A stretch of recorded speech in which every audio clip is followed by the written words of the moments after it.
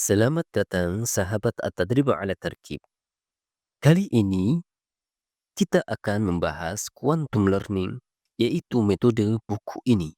Bagi sahabat At-Tadrib 'ala Tarkib yang ingin mencetak buku ini atau e-book gratis, silahkan hubungi di 0813 2403 6651. Sahabat At-Tadrib 'ala Tarkib, tahukah apa itu taksonomi Bloom? Taksonomi Bloom membahas terkait dengan metode-metode pembelajaran. Adapun metode yang pertama adalah metode mengingat atau menghafal.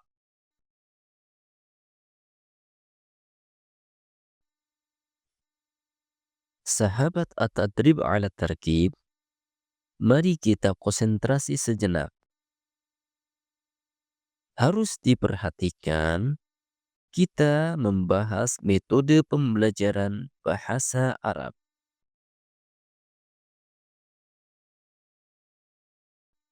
Jangan dibawa kepada pembelajaran seperti hafal Al-Quran dan Al-Hadis.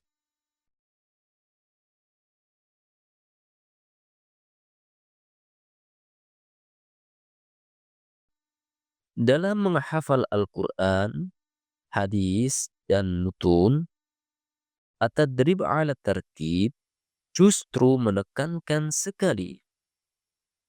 Jangan kita mengambil mentah-mentah dari orang-orang kafir karena mereka memiliki tujuan, yaitu dekonstruksi ilmu-ilmu Islam atau dikenal dengan deislamisasi. Mengingat atau menghafal itu bagus, namun jangan berhenti sampai di sini. Hanya saja kebanyakan orang yang belajar bahasa Arab berhenti sampai di sini saja. Hanya sekedar menghafal tanpa memahami sama sekali. Hanya menghafal maklumat atau menghafal definisi semata. Jadi, terfokus pada hafalan saja tanpa memperhatikan aspek-aspek penting lainnya. Di pesantren-pesantren, salah satu model yang hanya fokus pada metode hafalan semata, ciri dalam ujiannya seperti ini. 1. Ma huwal kalam. 2. Ma huwal i'rab.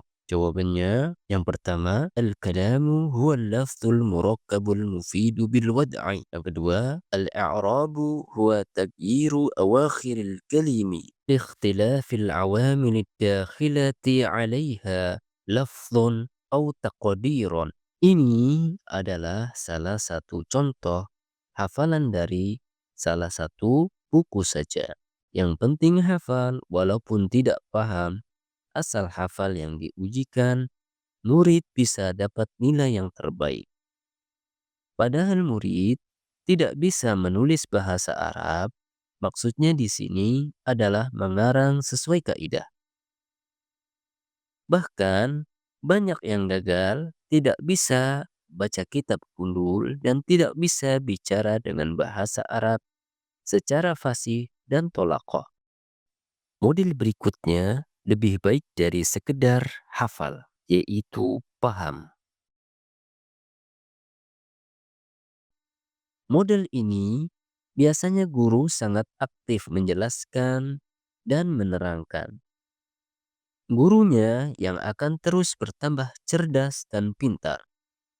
Sementara muridnya tidur, ngantuk, atau jenuh. Bahkan banyak juga murid-murid yang di kelas hanya menghayal dan melamun. Kenapa banyak santri yang sekolah di pesantren selama 6 tahun tapi tidak banyak belajar? lebih banyak porsinya untuk melamun, tidur,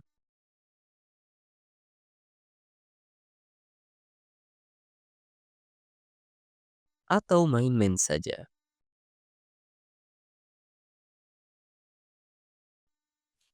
Karena ada yang salah dari metode pengajarannya, sehingga berimbas pada santri yang tidak bisa baca kitab ulul dan tidak mampu berbicara bahasa Arab secara fasih dan tholaqah. Santri dituntut fokus mendengarkan duduk manis sang guru bercerita. Padahal, kebanyakan santri masuk pesantren hasil paksaan orang tuanya. Tahu terpaksa tidak ada pilihan lain. Maka, karena berbagai macam sebab mereka acuh tidak fokus mendengarkan guru yang sedang menjelaskan, kecuali hanya sedikit dari mereka yang bisa fokus belajar. Tidak heran jika di pesantren yang unggul cuma satu, dua, atau tiga santri saja. Sementara kebanyakan mereka tidak bisa apa-apa, tidak bisa baca kitab, tidak bisa menulis, mengarang dengan bahasa Arab sesuai kaidah. Bahkan tidak sedikit juga di antara mereka yang bingung, tidak paham, tertekan, dan stres. Metode berikutnya adalah metode aplikatif. Salah satu contoh dalam ujiannya adalah satu, hada titik-titik a kitabatun, ba kitabun, jim kutubun. Murid hanya menebak dan mencocokkan saja tanpa ada pengolahan analisa, apalagi mengevaluasi. Maka ini tidak berlaku pada kehidupan nyata. Pada kehidupan nyata, kita butuh latihan dalam mengarang. Harapannya ke depan menjadi seorang penulis kitab yang mensyarah kitab-kitab. Kemudian berbicara dengan bahasa Arab dengan fasih dan tholaqah, sehingga mampu mempresentasikan ilmunya yang mereka tulis. Di atas metode aplikatif ada metode analisa. Setelah metode analisa, ada metode lanjutan yaitu evaluasi. Sahabat At-Tadrib ala Tarkib dalam buku ini akan banyak menganalisa dalam membuat jumlah, khususnya pada jilid 2.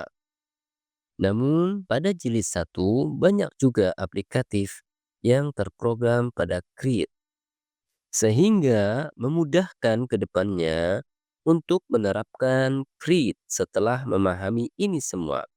Insya Allah, dengan ini akan mudah memahami Alfiyah Ibnu Malik.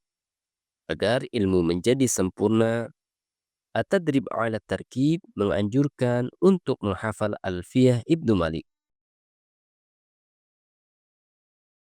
Jadi, sahabat At-Tadrib ala Tarkib akan belajar pada buku ini mengevaluasi, mempresentasikan, dan membuat jumlah. Metode berikutnya adalah metode create, membuat atau berkarya. Dalam metode teratas, yaitu create, goalnya di sini adalah mampu menulis cerpen atau kisah tentu dengan bahasa Arab sesuai kaidah. Memasukkan semua mansubat dan lain-lain ke dalam jumlah. Berbicara di depan umum selama 30 menit tanpa hafalan, tanpa ayat Al-Quran, tanpa hadis, tanpa perkataan ulama, murni dari jumlah perkataan sendiri. sesuai dengan kaidah bahasa Arab. Memasukkan dalam khitobah atau ceramahnya semua mansubat, tawabi' dan lain-lain serta semua tarkib jumlah yang telah dilatih selama ini. Sampai jumpa kembali di materi. Ikuti terus channel YouTube At-Tadrib 'ala Tarkib. Barakallahu fikum.